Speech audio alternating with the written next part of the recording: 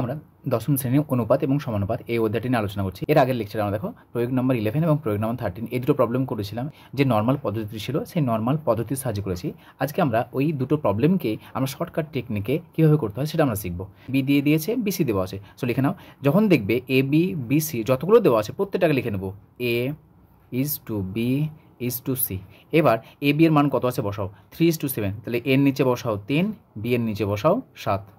তারপর দেখো B is to C দিয়েছে, তাহলে বি এর জায়গা তো নেই, সেই জন্য বি যেখানে 7 লিখেছে তার নিচ থেকে শুরু করবো। এবার বি এর মান কত দিয়েছে 8, তাহলে বি এর মান বসাও 8, আর দেখো সি এর মান কত দিয়েছে 5। এবার দেখো এইখানে একটা ঘর ফাঁকা আছে, এখানে একটা ঘর ফাঁকা আছে, তাহলে এই দুটি ঘরে কিছু একটা লিখতে হবে আমাদেরকে। কত লিখবো?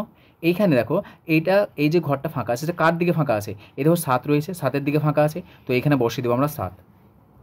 তাহলে এটা মনে রাখবে, যেখানে ঘর ফাঁকা আছে যার পাশে ফাঁকা আছে সেই সংখ্যাটিকে বসিয়ে দেবো। এখানে 7 আছে, এদিকে 7 বসাও। ভাবে দেখো এখানে কার পাশে ফাঁকা আছে বলো তো? দেখো এই 8-এর পাশে ফাঁকা আছে, সো এই 8 সংখ্যাটিকে লিখবো, সো 8 লিখে দাও। এবার আমরা কী করবো? এবার আমরা গুণ করব, এটার সঙ্গে এটা গুণ করব, এটার সঙ্গে এটা এবং এটার সঙ্গে এটা, এই দুটোকে গুণ করব এবং এই দুটোকে গুণ করব। তাহলে গুণ করে দাও। তাহলে 3-8 কত হচ্ছে আমাদের 24 ইজ টু 7-8 56 ইজ টু 5-7 35। দেখো এটা হচ্ছে এ, এটা বি, এটা সি। আমার চেয়েছে এ ইজ টু সি, আমাদের এ ইজ টু সি এর মান চেয়েছে, মান বসে দাও। এর মান কোনটা? এটা হচ্ছে এর মান 24 ইজ টু সি এর মান কত 35। তাহলে এ ইজ টু সি এর মান 24 ইজ টু 35, এটা আমাদের অ্যান্সার চেয়েছে। দেখো আমরা এইভাবে শর্টকাটে করতে পারি। যদি শূন্যস্থান পূরণ অথবা এমসিকিউ কোশ্চেন থাকে তাহলে তোমরা এই পদ্ধতি অ্যাপ্লাই করবে, তাহলে দেখবে অনেক ছোট হয়ে যাবে। তারপর দেখো দ্বিতীয় নম্বর প্রবলেম, প্রথম দেওয়া আছে আমাদের এ ইজ টু বি সমান দেওয়া আছে বি ইজ টু সি। এটা বের করবো আমরা। এখানে কী চেয়েছে? এখানে আমাদের A is to B is to C চেয়েছে, তাহলে মানগুলো বসাও।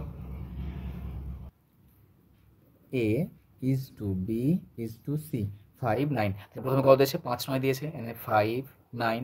বি এর মান কত দিয়েছে 4, তো বি এর নিচে আবার 4 লিখো। 9 সি এর মান কত দিয়েছে? সি এর মান দিয়েছে 5 লিখলাম। দেখো এই ঘর ফাঁকা রয়েছে, তাহলে কোনটাকে বসাবো? এই 9টাকে বসাবো এখানে। এই ঘর ফাঁকা রয়েছে, তাহলে এই ঘরে কাকে বসাবো? 4-এর পরে ফাঁকা রয়েছে, এটাকে 4 বসাবো।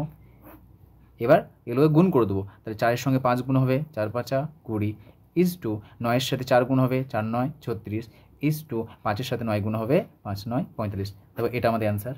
তাহলে A is to B is to C সমান 20 is to 36 is to 45। So এইভাবে আমরা শর্টকাটে যে প্রবলেমগুলো থাকবে শূন্যস্থান পূরণ বা 1 মার্কস অথবা এমসিকিউ যদি কোশ্চেন থাকে আমাদের, তাহলে আমরা এইভাবে করব। কিন্তু যদি আমাদের 2 মার্কস থাকে তাহলে আমরা কিন্তু এই শর্টকাট পদ্ধতির সাহায্যে করব না, আগে যে নিয়ম করেছি সেই নিয়মের সাহায্যে আমরা প্রবলেমগুলো করব।